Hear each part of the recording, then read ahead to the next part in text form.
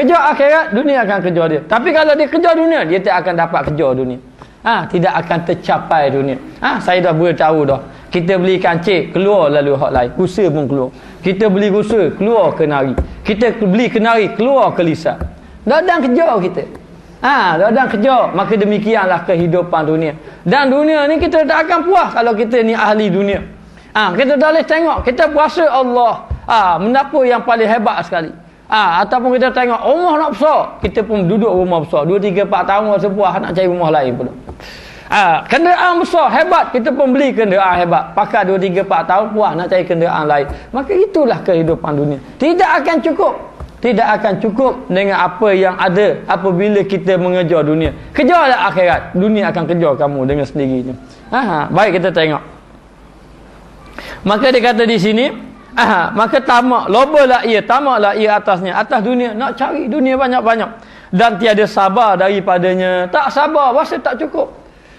Rasa tidak cukup, lalu dia rasa tidak sabar dengan dunia yang ada padanya, dan mengambil duduk takjubkan daripada taulannya yang zahid padanya. Dan dia merasa hairat dengan kawan dia yang zahid, yang zahid, yang zuhud padanya, dan terkadang dikurangkan akal akan dia pada yang demikian itu. Kadang-kadang dia tengok, dia rasa heran dengan orang ni tak kejar dunia. Orang ni tak kejar dunia sebab orang ni dah faham dunia tu ada racun. Ibarat satu kuih yang dia letakkan racun dalamnya. Maka kuih kek tadi yang comel setara mana pun, dia tidak akan terpedaya. Dia tidak akan terpedaya kerana dia tahu benda ini akan membinasakan dia. Lalu dia heran, orang ni kenapa? Tidak mahu mengejar dunia ataupun meninggalkan dunia dan sebagainya. Maka dia merasa heran, dan terkadang dikurangkan akal akan dia. Yang demikian itu kadang-kadang dikurangkan akal. Dikatakan orang ni bodoh. Orang ni bodoh. Orang ni hidup macam-macam lah dia kata kepada orang yang zahid tadi. Sedangkan orang itu faham. Kadang-kadang dikurangkan akal, dibodohkan orang tadi. Rugi kamu. Kalau kamu ikut saya, kamu akan dapat macam ni. Rugi. Rugi. Maka diperbodohkan orang yang mengejar kepada akhirat. Ini kehidupan dia. Maka dia kata, maka inilah umpama zahid yang haram. Zahid yang haram, umpama zahid zuhud pada yang haram dunia, serta orang yang mempunyai mata hati mustaqim halnya, dan serta orang yang juhal, yang gemar akan dunia yang haram. Maka dia kata inilah, dia kata umpama zuhud yang haram dunia, serta orang yang mempunyai mata hati mustaqim halnya. Maka dia kata ini umpama orang yang zuhud pada benda yang diharamkan. Maka ada orang tu dia tengok dunia ni, bagi diri dia tak boleh. Dia haramkan diri dia dunia, maknanya dia tidak lagi mengejarkan dunia, mencegah diri dia pada dunia. Maka inilah dia kata orang yang mempunyai mata hati yang lurus kepada Allah. Dia nampak. Maka orang ni yang satu lagi, orang ni dia terus tinggal, bagi dia dunia ni haram. Apa maksud haram? Bukan ambil dunia tu haram, tidak. Meletakkan benda ini tidak boleh ambil. Dia mencegah diri dia daripada mengambil dunia. Dan serta orang yang juhal. Ada satu lagi orang yang juhal, seorang lagi orang yang juhal. Apa makna juhal? Juhal ni jahil. Orang yang jahil yang gemar akan dunia yang haram, dan dia gemar dunia yang haram. Jadi dunia ini bagi orang yang nampak, dia meletakkan dunia ini haram untuk dia mengambilnya.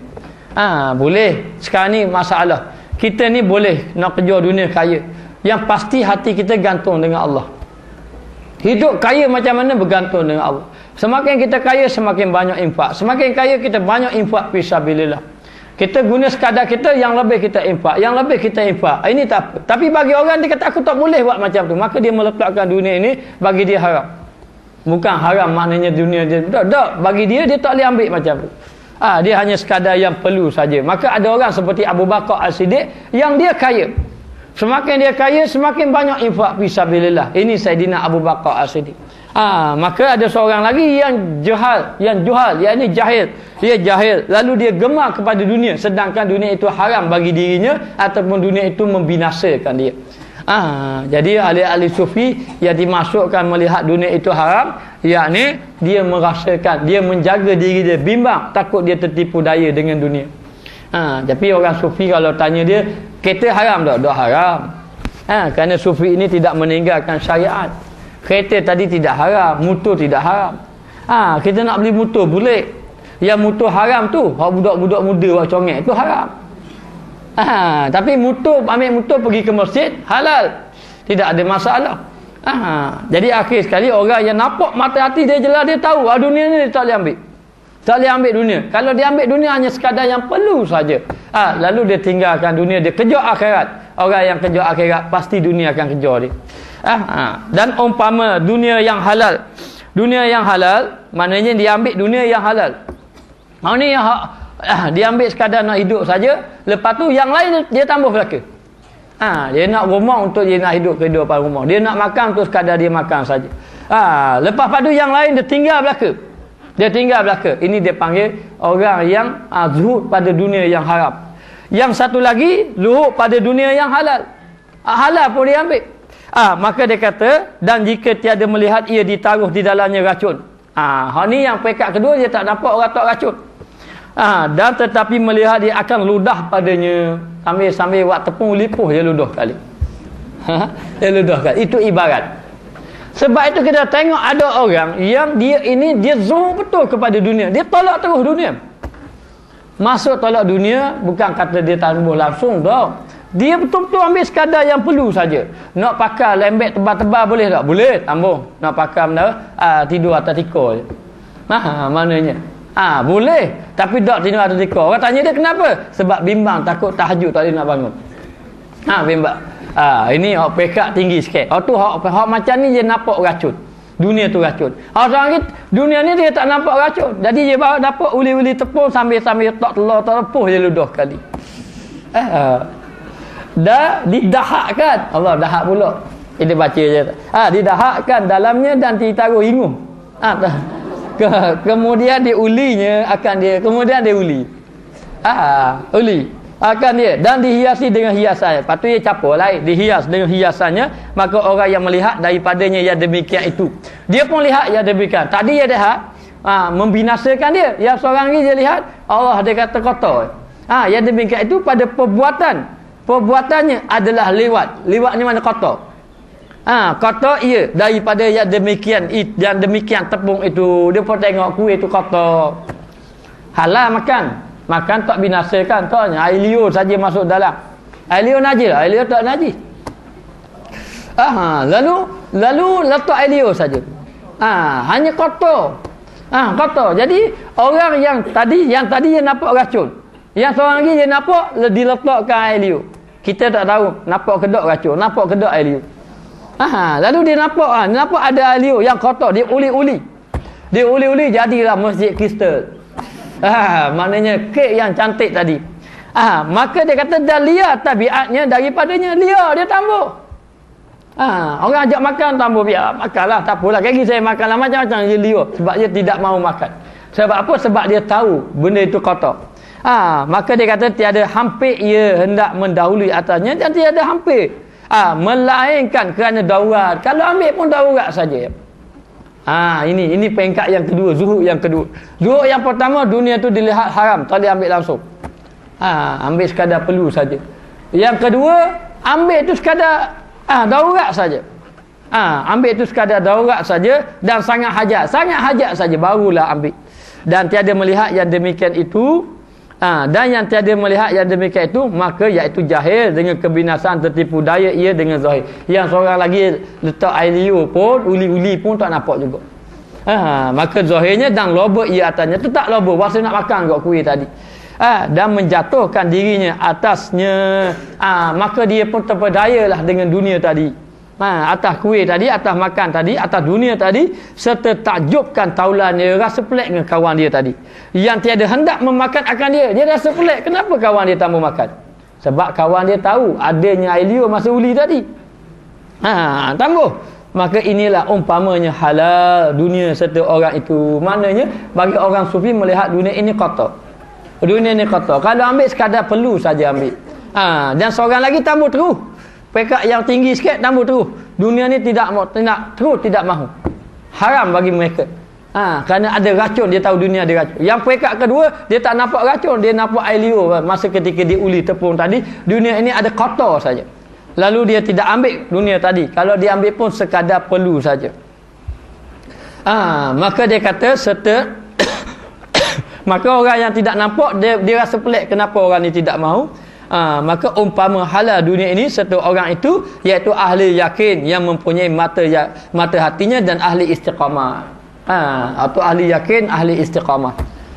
Maknanya orang yang menolak dunia ini termasuk di kalangan ahli yakin, yang yakin dengan Allah Ta'ala, dan juga istiqamah dia dalam melakukan amal ibadat kepada Allah Ta'ala. Maka inilah gambaran dunia.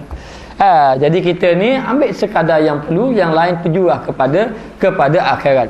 Hari ini orang mencari dunia daripada pagi sampai petang, tapi masa untuk akhirat tidak ada.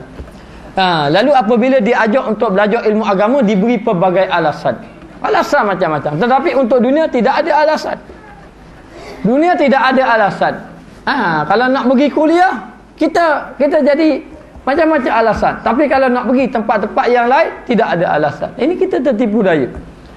Tertipu daya dengan kehidupan duniawi. Maka sampai kepada peringkat orang yang faham dunia, ini dikenali dengan ahli yakin. Ahli yakin, yakni orang yang dibuka mata hatinya sehingga dia yakin kepada Allah, dan dikenali juga dengan ahli istiqamah, orang yang sentiasa tetap dengan Allah Subhanahu wa taala. Dan serta orang yang gemar dan lalai dan jahil itu, sesungguhnya bersalahan kelakuan dua laki-laki itu berbeza. Orang yang jahil tadi, yang tidak mengenali dengan kehidupan dunia tadi, tak kenal dunia tadi, maka ini dikenali dengan orang yang jahil. Orang yang jahil tak tahu, nampak seronok saja. Seronok saja dengan kehidupan duniawi. Pergi mari, mencari lagi kehidupan duniawi. Ada umur 50, 60 sibuk lagi dengan kehidupan dunia.